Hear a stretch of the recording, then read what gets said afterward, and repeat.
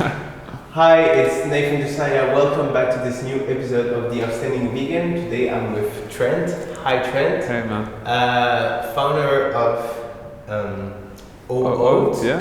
But also we have Ditto, Yes. which is an ice cream store we're here right now at the moment. Another business journey that I'm looking forward to hear about. But first of all, Trent, thank you for having us. No, thank you for having me. And also, how would you introduce yourself? Oh, geez. I'll let you do the work. Difficult question. I like to think I'm an entrepreneur who has a broader vision to do something good for the planet. And the businesses that I like pursuing are things that have the potential to do good for the planet and do good for the world and maybe help future generations. That's really our generation make better decisions. Yeah. That's really beautiful. And it's crazy that you're thinking about over generation. I mean, you're quite young. Yes.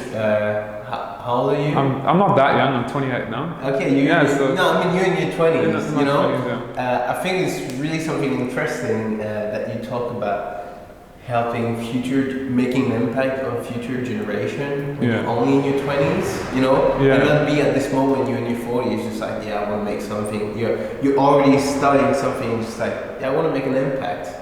I think I remember doing a psychology course at uni when I was there for a little bit, and they mentioned kind of the life cycle of people, and like you said, usually the idea of giving back and the idea of looking towards future generations happens when you're much older.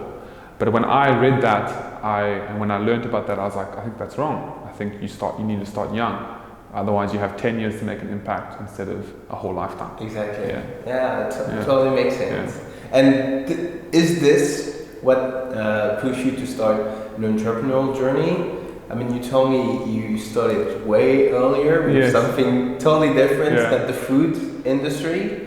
What was it? How do you call the project? So the first big entrepreneurial successful venture that I embarked on was a company called Instalens. Instalens? Yeah, it was basically these little phone lenses which went in the back of your iPhone or your Android phone, kind of when phones stored one lens and not 4 or 5. When phone photography was kind of just coming up, when filters weren't that big yet. That was a business.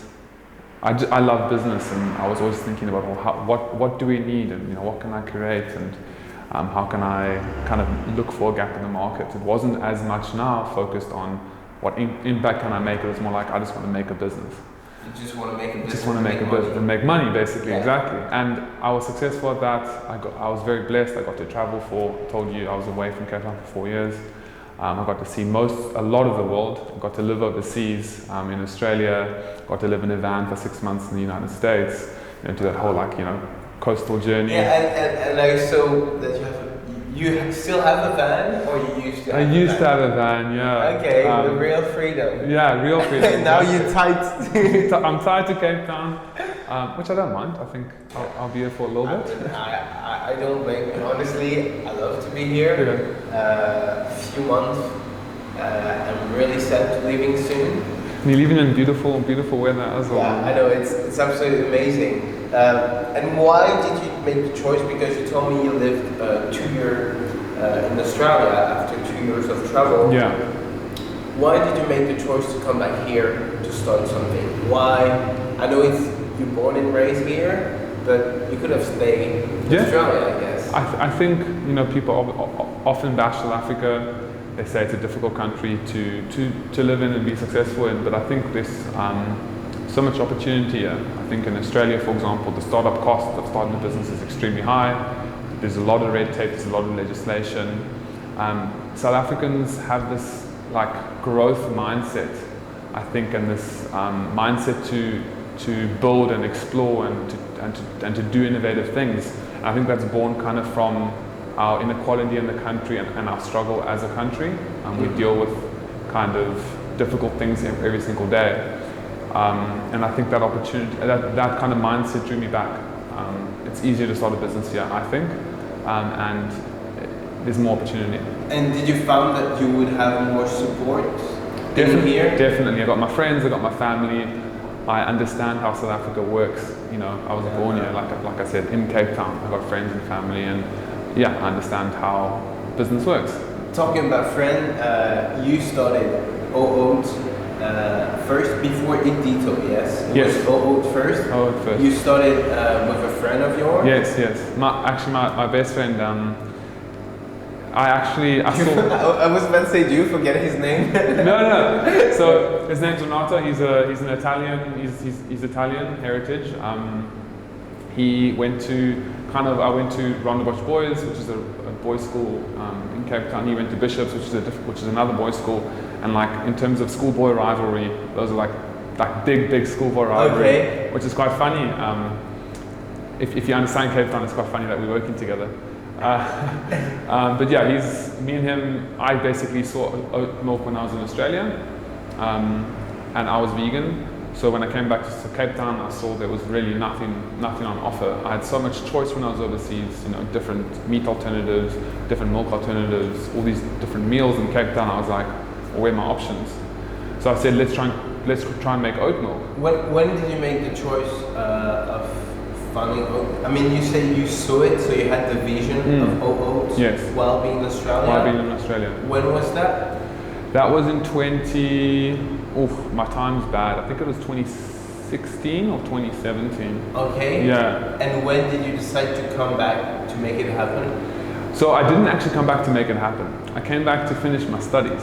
Okay. Yeah. What happened? I started OOT instead. Okay. So I came back. I really wanted to finish my studies. I was doing finance at UCT. It's a really good degree. I felt like it was something I needed to do. I got through another year and I was loving it. But then kind of that itch kicked in again, this entrepreneurial itch that things are moving too slowly. And I got to do something now because the world can't wait. That sort of stuff. Okay. So you didn't graduate? Didn't graduate, no. Okay. Yeah. And then basically I said, let's do oat milk. And he's like, cool, let's do it. And then every evening for about a year in his kitchen, in his parents' kitchen, because they had a big kitchen, we worked until 11, 12 at night trying to make this oat milk on a pot, trying to figure out how to do things. We have no food background at all, either of us. Okay, you just like... Just experimentation. We were reading process documents, borrowing ideas from a whole bunch of different industries, from the beer industry, from the juice industry, from the dairy industry, from the wine industry, reading papers, seeking advice from food scientists, from people who've been working in dairy processing plants, people who've been working in breweries, basically just trying to accumulate as much knowledge as we could. So you wanted to make an oat milk company. At the time, what were the alternative here and the competition here in Cape Town? So there wasn't yet any oat milk in Cape Town or in South Africa at all. That's great. We weren't first to market, but I think we started probably pretty much before anyone else. We just took a really long time. There was some soy milk, obviously. Soy milk's been around for a long time, and there was a bit of almond milk, but none of it really up to scratch. I've been a barista before, making coffee. I worked for a little bit. When I was in Australia, I got bored for a month. I was like, let me make coffee. And then when I came back here, I worked for Origin, which is the local roastery. I'm not sure if you know it. It's a really nice, really good coffee. Okay. And I have a real passion for coffee. Coffee is quite scientific. You get these beautiful different flavor notes. The way you process coffee, the way you pour coffee, the different extraction methods. It's a world of knowledge and just wonderful taste profiles and things. And being vegan, I could only ever have my coffee black because the milk alternatives just weren't nice. Okay, can you just split right now? Yes. And say it, oat milk is the best plant milk to have with coffee? Oat milk's the best. Okay, Yeah. I appreciate 1,000,000%. Okay, there's so no question. this coffee desire, you think push you to say, okay, I need to find the plant milk Yes. that I can put in my coffee? 100%, and also pushed me and Ren to not compromise on the taste. Renato's not vegan. He loves milk, loves milkshakes, loves cake, loves cheese, loves anything dairy based. So he was very much, our oat milk needs to taste good enough for me because I'm a milk lover. And from my side, I was like, oat milk needs to taste really good in coffee because I'm a coffee lover. So kind of having that merge of kind of different tastes and different priorities, which is his, like, and he says, like perfect in the milkshake or as a glass of milk. And I was like, take perfect with coffee, which has got an acidic kind of profile. That kind of merged to make a really good tasting oat milk. Well, was it also the idea to have ice cream? Because from day one. From day one. Before we even made our first bottle of milk, we were like, we're gonna make an ice cream parlor. Wait a minute. Does it change the profile of the milk that you have to do? Was it even harder to find the way to do the milk? Because I know that anyone at home can do like quick plant milk. You know, you just like soak your oats, etc. But if you want to do an ice cream, it's so watery. So it definitely kind of, on two levels, it kind of affected what we were thinking. One is that it needed to be neutral. It couldn't be too oaty. We didn't want that oatiness to come through the ice cream. At the same time, it needed to have some sort of oat taste because it's oat milk and we wanted to be authentic to that. The other thing is that we didn't want a watery oat milk. We have the highest oat content, if I'm not mistaken, in the world of how many oats are actually in our milk. So I think we had 18% oats in the milk. So it's not just water with a bit of oats. It's proper, oat milk. It's proper oat milk. Yeah, so the reason we made it so kind of creamy and luscious and thick in that sense is so when it came to ice cream, the water crystallizes and gets icy, and you don't want a lot of water in your ice cream. You want milk in your ice cream. Absolutely. Yeah. And how do you feel the day that you find like this is the milk? Because say in the evening you're trying. I believe there's a moment you're just like, wow, that's really interesting. Let's work on that. And then you're just like, that's it. Yeah. We have it. Yeah. Yeah. So it is quite a big moment. Obviously, we obviously were tasting. We're slowly getting better. I remember taking jars of this stuff when we first started to my barista friends at Origin and saying, how does this taste? And them trying to be polite and saying, oh, it's not that bad. When it was terrible. But we slowly got there. And when we finally had that milk, we just looked at each other like, this is the milk. We've done it. Thinking, cool, we've done it. Not realizing it was the start of so much work. Because you did the prototype, the trial. Exactly, but now you have to market it. You have to create a product, basically. And having no experience in food, manufacturing, it's quite difficult because we had a pot, like a 5-liter pot that we started with, and a little kind of induction plate, and like a whisk to do stirring, and some filter bags to try and filter out the oats, and a blender, how you see on YouTube videos, like a home kitchen. And then we're like, okay, now we have to put it into a factory, and that's to be a factory which can produce the right amount of milk, so it's a viable business. So trying to take a small scale, inefficient process and turn it into an efficient, continuous process with a bottling line and managing, tons of oats instead of 5 grams of oats. It's Absolutely, that's one of the things I was like, I need to understand who's making that, who's behind that idea, because even the oats are sourced locally. How did you organize? Like, how do you say, okay, now we have it? What was your first step, and how did you feel like making the first step? Do you feel like you were falling into something you had no idea on, or your background with your first lens business helped you, or no? Not at all. So from ground zero. From ground zero, I've done a business, never in manufacturing. Renato's had a business before, but also never in manufacturing. So going into manufacturing, me and Renato, we both like to think ourselves as humble guys, down-to-earth people, and that gives us the advantage that we don't have a big ego, and that we're willing to ask and make mistakes and seem ignorant, because we know you get experts out there who know a lot more than us. So we dived headfirst in. It was ground zero, but we just asked for help. And we spoke to, like I said, engineers, and we spoke to food scientists and food technologists, and people let us into their factories for juices and beers and wines and milk, and we got to actually kind of see what a processing plant looks like. And then the internet is a wealth of information. There were YouTube videos about how things work. There were papers. There's just, there's so much information out there. So even though we kind of felt overwhelmed, we were just receiving so much help.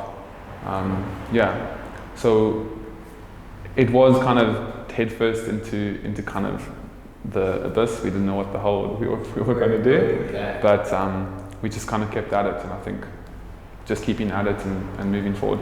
And slowly, so I guess you had your first bottle. How do you start to sell? I mean, now you're at the market, entry market. I can't pronounce it, so I just the Oranje market. Yeah, it's a difficult thing to say. I say it really fast, hoping that like no one hears you. But yeah, I know what I'm trying to say. Again, you also have the store now. Since when do you have the store? The store that we are now, we launched November 1st. Okay. We kind of we turned October into Otober as this like oat milk campaign. We celebrated oats. We did all these cool specials. We had like a card game where people could get free prizes. We had discounts on our online store. We had free milk Fridays at our certain cafe partners who they get to offer the customers free oat milk instead of charging the extra 5 or 10 rand. And kind of it led up to 1st of November. The end of October was the launch of our parlor. 2021, yeah. Okay, wow. So November, December, January, we're in our 3rd month now of this space. Yeah, recording in January, that's absolutely amazing. Yeah. Wow, it must have felt great, I imagine. It does feel great. It's a whole nother dimension to our business. As an employee now also? Yeah, and so we actually employ 11 full-time staff at the moment, which is pretty cool. I feel quite proud, and so does Renato, that we have created jobs in South Africa. You know, we have an unemployment rate of, I think unofficially 50%. It's extremely high. I think officially the government says maybe 25%, which is also extremely high, especially its young population. Exactly. We have I think an education crisis in this country as well, where people aren't being educated correctly, so they can actually go out and get jobs and contribute sufficiently to the economy. So employing 11 people is one of our proudest achievements. The parlor was very different because it's casual staff, because we opened quite late. It kind of determines who we can and cannot hire. It has to be people who have their own cars, who live in safe areas. So we have, I think, a rotational staff of 6 people here in addition to the 11. So it's been quite a difficult thing to obviously manage different staff in terms of full-time and casual, but also just have a store and try and think about stock management, aesthetics. Just a whole nother dimension of the business. Do you both guys still wear all the hats, or you start to give some of the hats to someone else? It's been difficult, but we've had to give the hats to other people. Okay. Yeah, it's been very, very difficult. When we started, obviously, all the hats were piled high up on our heads, like 50 different hats. I mean, from the cook to like design a product to like manufacturing. Exactly. Yeah, we were in the first maybe 4 or 5 months. We were in the factory every day producing our milk. Now I only quality test the product every day. I'm not actually involved anymore in the process. I don't step into the factory. We've trained our team so well that we don't actually have to be there. Also for the creation, when it comes to ice creams, do you have like a team that is entirely dedicated to it? We do. So one of the big things is with our company that we want to continually innovate and bring out new products. I think our big goal is anything dairy related can be made with oat milk, and we're going to do it. So I think anything dairy, think, okay, oat's going to do it. Ice cream was the obvious choice because ice cream's fun, it's exciting. People love ice cream. Yeah. People get passionate about ice cream. Especially in the warm country. Yes, exactly. Especially in summer. Look at the weather. It's insane, I know. Yeah. Yesterday we were walking on the promenade Sea Point, and it's like, we want ice cream, and we want vegan ice cream, and it was so hard. Like we're like, we know we have some on Blue Street, but you do the whole promenade on Sea Point, and you have no vegan ice cream. Just a small stand, just nothing crazy, just that. So I get it. So we do have a kind of a full-time team developing products. The ice cream, we currently have 30 or so ice cream flavors. They're on constant rotation here. Our full-time chef, his name's Jaden. He's done an incredible job with the ice cream. Obviously, in the beginning, we were very involved in kind of the scientific aspect to ice cream, which is ratios, figuring out the ratio of fats to solids, to water, to dairy, to sugars, to blah, blah, blah, blah. But in terms of flavor development, I actually have not really been involved at all. Jaden's just got such a good palate, and he can just whip up these flavors like an instant. That's amazing. When this switch of like, okay, we need to start, not the moment you start doing it, but when did it happen that you say, okay, we need to start? I know the word in French, which is humble, délégué. Delegate, yeah. Exactly. When did you have this moment like, okay, we have too much on our plate?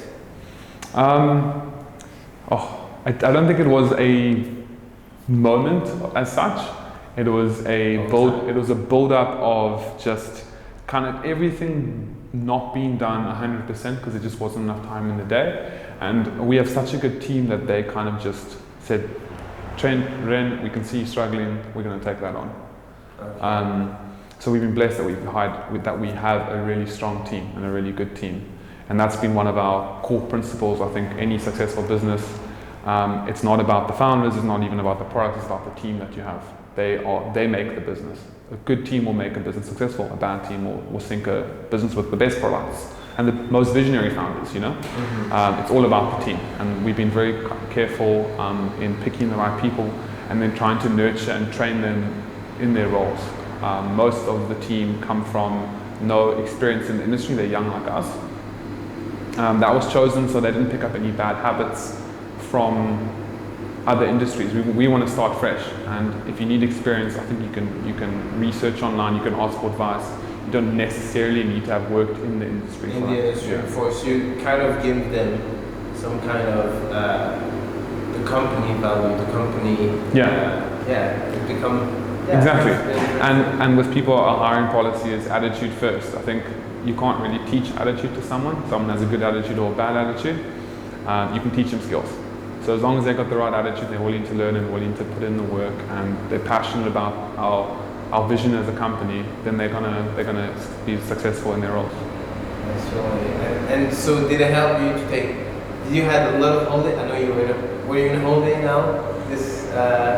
December. After a long time, yeah. Or with that holiday, I guess, or not? You always had this. No, always working. There hasn't been a holiday.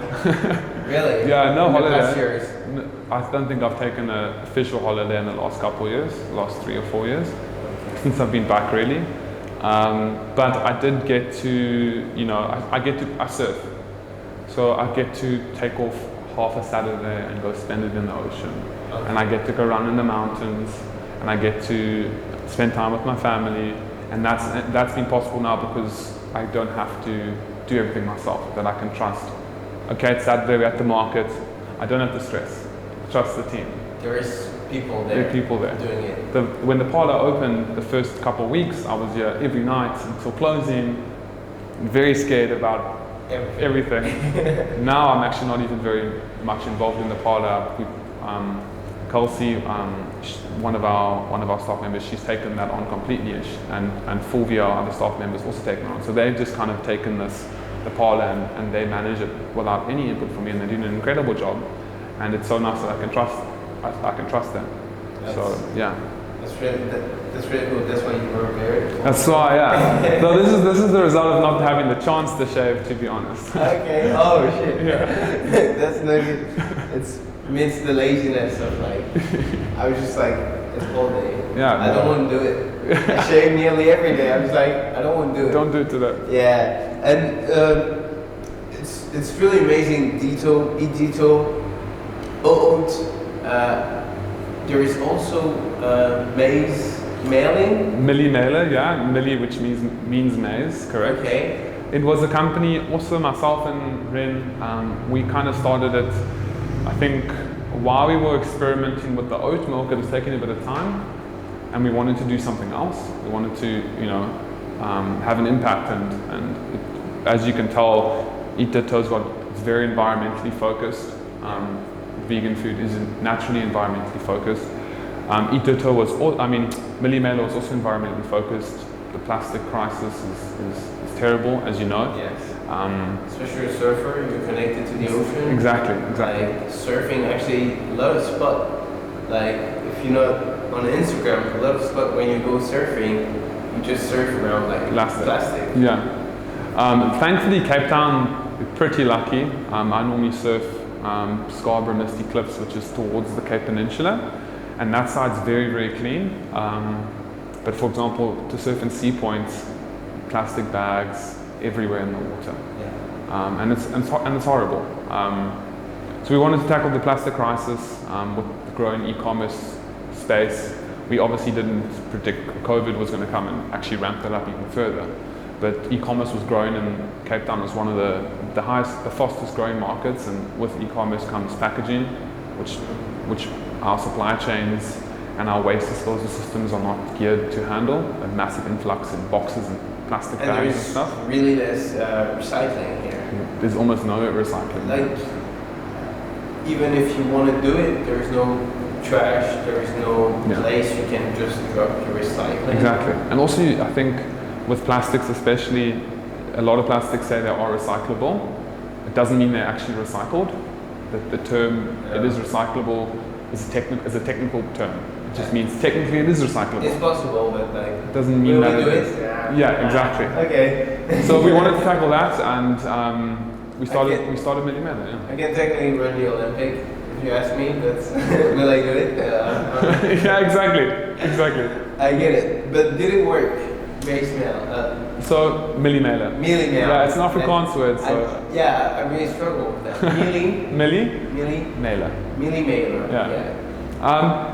It was successful. We had 300 local businesses buying from us. Wow. Every month, they, bags and bags and bags to deliver their goods. We were speaking to all of the big players in South Africa, all of the big e-commerce stores, all of the big retailers. The big issue was when we started, we were importing the product from China, and we wanted to bring production local. We got maybe 70% of the way. We had a manufacturing plant. We had done countless tests with raw materials from around the world. Ultimately, we made one mistake too many. We sunk slightly too much money into the business, and we got to a point where we could continue, but oats started to pick up. And we had to say, well, can we focus on both at the same time, or are both going to suffer if we focus on both? And just because of the kind of situation of Millimela, even though there was demand, even though it was successful, we thought oat was the one to focus on. Yeah. Was it a hard choice? Was it hard? It was a hard choice. It was a hard choice, but I think because we didn't actually manufacture the bags ourselves, there was a bit of detachment towards the product, whereas with oat, it was our baby. We had created it from start to finish. Yeah, absolutely. And I think that was like, well, we did this ourselves. We want to pursue this. We want to pursue this. I'm coming back real quick to your personal journey as vegan. Did that happen in Australia? It did happen in Australia, yeah. Okay. So my girlfriend, she's vegan, and she kind of slowly influenced me, or just not influenced me, I guess inspire and educate, and showed me videos about animal abuse and the climate and stuff. And I gave up pork as my first thing. I watched a video about how smart pigs are. Pigs are incredibly intelligent. I love border collies. Like that's everyone knows. If they know me, they know I love border collies. They're my favorite dog, and they're so smart. You can teach them anything. They're crazy smart dogs. I think it's the smartest dog breed in the world. There's a border collie called Chaser, there was a border collie called Chaser who could identify up to 2,000 items. You said to Chaser, go pick up the squid, or go pick up the toy cow, and it would go and find it out of a big pile of toys, and pick it out and bring it to you. That's how smart they are. And then I realized, okay, no, pigs are smarter. And I was like, geez. I wouldn't eat my dog, I can't eat a pig anymore. And then I watched Cowspiracy, which was quite an influential, documentary, and it was all about the environment. And the next day I was like, I can't do it. It's really funny what you say. I was talking with a friend yesterday on Instagram, and he was saying like about bird. He loves birds. I love birds too. And he would say like it's crazy how we turn animals into something really stupid, so we have less guilt into eating them, when actually so many animals are just like so smart. Yeah. Like I realized when I was a kid, I really felt like animals are like kind of a bit stupid, and I'm just like, these animals are so smart. They understand things like squid example, like you say that's a toy, but squid are so smart also. You know? So this is how it started. That's exactly. Started realizing maybe the kind of stories we've been told, which separates some animals into are justifiable to eat and some as not, wasn't a story I bought into anymore. And all animals are just the same. They're like us. You know, they have feelings, they have emotions, they feel pain, they feel pleasure, they fear, you know, all the same things. And did you feel, because you had early on this entrepreneurial spark in you, did you feel like you had to help in that direction when you turned vegan, or just like, I want to help for the environment, and if you can be vegan, it's cool, or you felt like it was needed to be in that industry? Yeah, I felt like it needed to be in the industry that we are in now. I think, especially coming back to South Africa, you realize that people do want to start eating plant-based. People are aware that the planet's in a very bad state. But unfortunately, convenience drives purchase decisions, and so does taste. So if something's not convenient, it doesn't taste nice, no matter your conviction, unless it's a super strong conviction. Except you're ready to be alone. Yeah, exactly. You're not gonna make the change. People don't need to go fully vegan. Obviously, they just need to stop being so excessive in consumption. And I think it just made sense that there's an opportunity to help people make those right decisions a little more often. And just push the needle just a little in the right direction. Yeah. That's absolutely crazy. And do you feel like you want to keep going? Yeah, always thriving? 100%. But you want to do more over things? Yes. Over maybe even over industry, or you want to focus on the food industry at the moment? Not necessarily food. I think manufacturing is the industry I want to focus in. Okay. I think all the smartest people in the world are focused on tech and focused on software. And we need that, but not enough people are focusing on manufacturing, and manufacturing is ultimately what we consume. I think the only person who's actually done something in manufacturing is Elon Musk, you know, a South African guy too, which is quite cool. Yeah, that's true. Before he came along, American industry was, in terms of manufacturing, was on the complete decline. No one was innovating on the manufacturing front. All manufacturing was taking place in China and stuff. And I think manufacturing is a tough industry to get into because the payoff is longer. You have to have a really long-term mindset. It's not like tech where you can start a company, get some market share, and have $1 billion payout, as you know some guys do. You know, in like 3-4 years. Yeah, like you make 200 million out of nowhere. Food is a longer journey, but I think it's a more rewarding journey, and I think we need more people to focus on the manufacturing side and to think longer term. And I think that's less people are focusing like that because I think, you know, these are all my opinions obviously, but like social media is promoting more instant gratification, more like now, and so that long-term thinking is on the decline. And I think want to think fast. Exactly. Yeah, totally So manufacturing is something I want to stay into. Manufacturing goods and into industries which are in this line of thinking, which is environment, future generations, animal welfare, people, human welfare.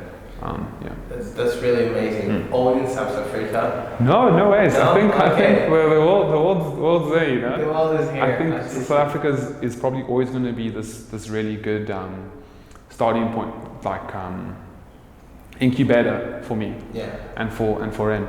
I think it's a country of so much opportunity to be able to prove a concept very quickly, and build out something quite fast because of the lack of red tape.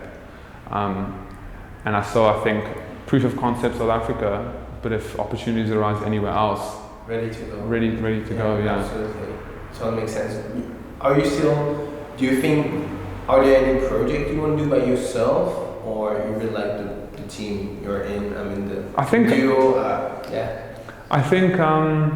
I have the mindset that we need to work as fast as possible.